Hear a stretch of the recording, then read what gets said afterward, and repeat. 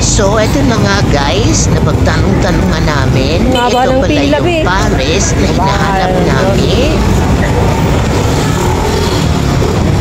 Oh, yan na yun.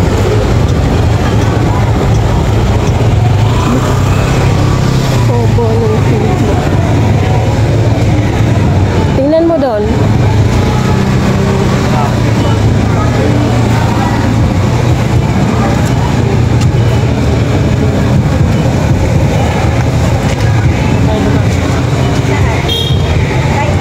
Oh, so, ito na nga yun guys. Blockbuster ang pila.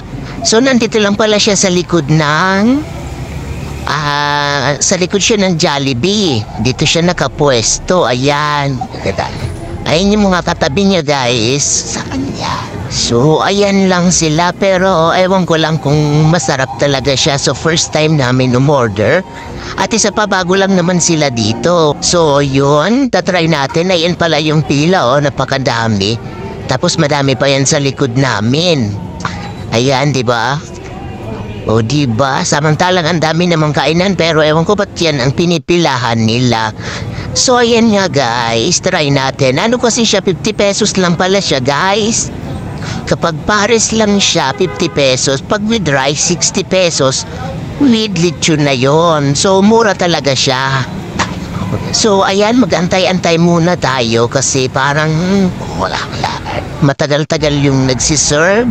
Ayan, wala pa ito. Ang haba ng pila kasi isa lang yung nagsiserve sa kanila.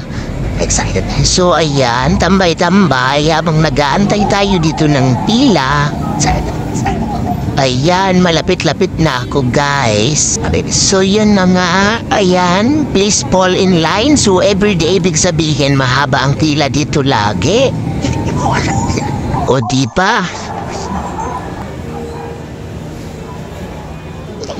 So, ito pala guys, yung kanilang mga price. Pag pares, 50 pesos lang. Mami with rice, mami with lechon. So, ayun na nga yung order ko.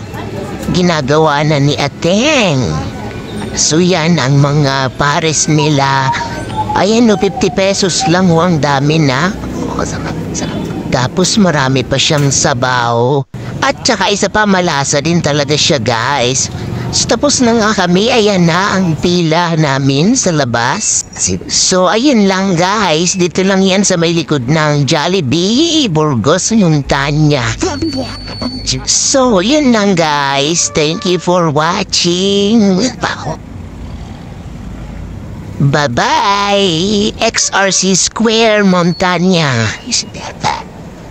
Wow, napakaganda. Ang ganda ng mga ilaw-ilaw nila, guys. Mga guys, pong real nakakalibang. So, yun lang, guys. Thank you for watching.